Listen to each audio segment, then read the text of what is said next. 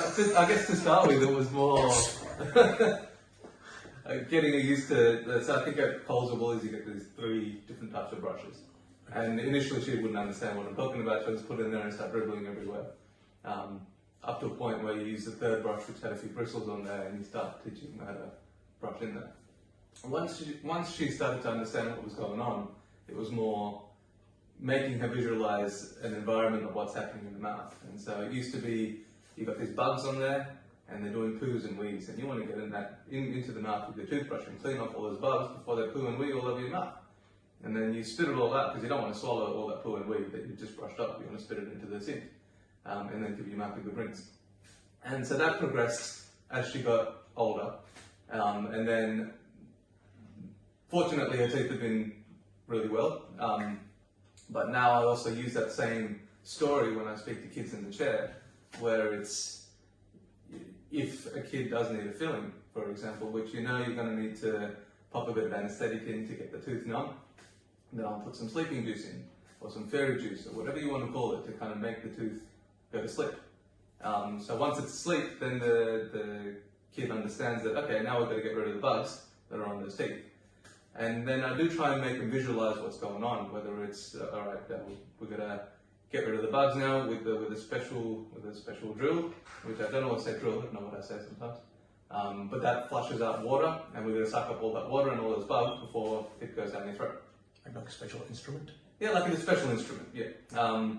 And then from there, when you use the drill that vibrates a little bit, which no one really likes, that's when I kind of explain that, oh, okay, we've got the big bugs to take out now, and we use that, and as I use it bit by bit, I'll say, look, there are 3 bugs left. Let's get these 3 bugs now, because they're the worst ones. We've got to make sure they're out before we fill up the hole. And so we use it, and I'll say, oh, 2 more. And if I still haven't done enough, I'll be like, oh, that one moved around, I better get that one on this side as well. And just kind of make them feel comfortable that way, just so that they understand what's going on in their own terms.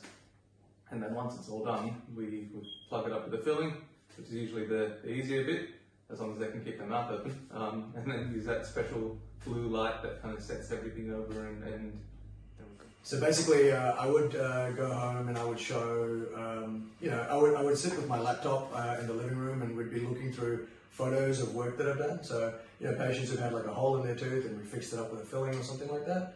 And so like over months, like I guess weeks and months, Alia would just get, really interested in like the dentistry side of things, where she'd ask to see these holes. And like, she would have been 2? She would have been about 2 years old, I think. Just like kind of, teeth or hole or whatever. And so like, we actually had a lot of difficulty getting her to brush her teeth initially. But as we showed this to her, she developed like an interest in this whole thing. And I guess you can do that if you're not a dentist, just by like kind of just being open and talking about like what happens in the dentist. Not in any judgmental way, but just kind of saying, hey, like if you don't brush your teeth, or if you, what happens is holes can develop, and then you got to go and get it filled in, and that and then that means you can't play, like, because you got to go to the dentist and go and do some stuff, right? And on top of that, we used to tell her that's why you have to go to the dentist on a regular basis, like every 6 months or every year, because that's how we check that everything's okay and that everything's going well. And so over time, like I guess she just started like identifying that she wants to kind of keep her teeth clean, because she also wanted to sort of please the dentist, I guess, which also happened to be Mummy and Daddy. So that's how we got her to do it. But then on top of that, like tactics wise, I guess what we did was like at the beginning, because she's pretty stubborn, pretty strong-headed, Alia, when she started, she'd be like, no, I want to brush my teeth. And like, we know that you can't,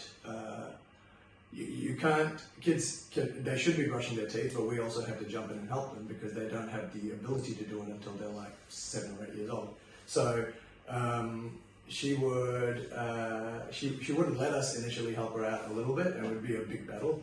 But over time, we came up with this thing where we'd tell Alia we would let her brush our teeth if she'd let us brush her teeth, and that worked really well. Yeah, nice. So Nice. you know, but now we both do it, and it's like it's pretty simple. Like you were saying, like you know, it's almost become like a part of what she does, Okay. part of who she is. She's like 3.5 now, so that's awesome.